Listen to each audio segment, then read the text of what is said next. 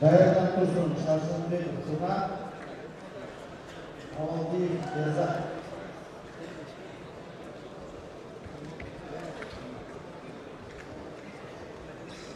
Dayanat Tursun, Malika, Mirvan, Zarar, Nurmanbekov, Aliхан, Erezka.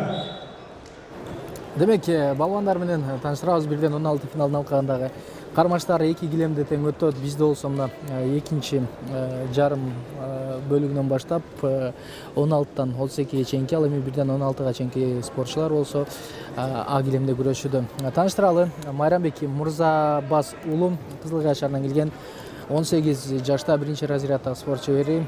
Ал эми Аскат Талантбек уулу, ал 20 жашта ТР деп көрсөтүлгөн спорт клубу, ал дагы биринчи разряддагы спорт чебери. Дал ушул эки балбандын эми кармаштарын байкайлы, кимиси кандай ийгилик жаратарын дагы көрөбүз. Азыр мынтип бири-бирине жакын кирип баруу менен дагы кармаштарды өткөрөт. Майрамбек Мурзабас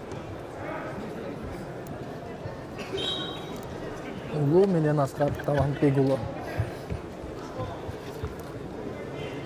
кармашын ийгиликти өткөрүүгө умтулган. 2 упай бар жана андан ары упай жок деген, анткени атаандашы укма жасоого умтулган, жыйынтыгында өз астына алган. Андыктан мындай абалда чын эле кармашты улантып кетүүгө мүмкүнчүлүк болбойт экенин жакшы билебиз. Жана албетте башты көтөрүп күрөшүүгө дагы чакырат. Айтор күрөштө өзүңүздөр жакшы мына сүзүү берген учурлар өтө көп кездешет жана анын жыйынтыгы оң натыйжа алып келбейт. 1 упай бул жерде Майрамбек Мурзабас уулуна жана Мурзабас уулу Майрамбек жынтип атаандашынын үстүнөн упай алууга дагы толугу менен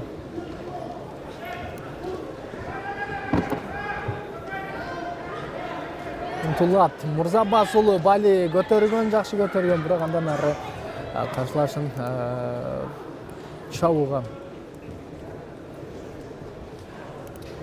мүмкүнчүлүк болгон жок, көтөрүү чабууга. Демек бул жерде ушул Аскат Талантбек уулунун дагы жакшы бир жөндөмү бар экенин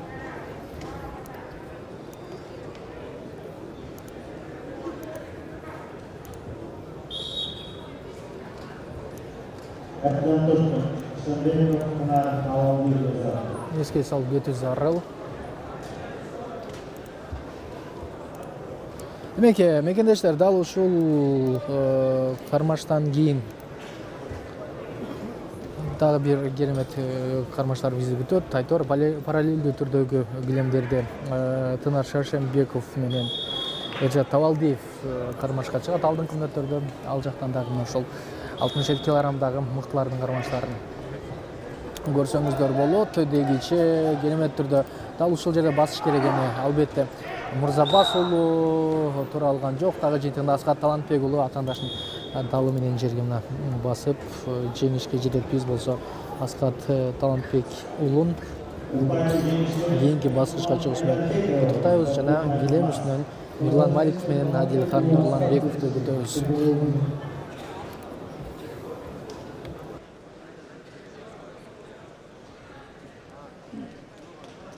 Evet, dün Akdeniz'den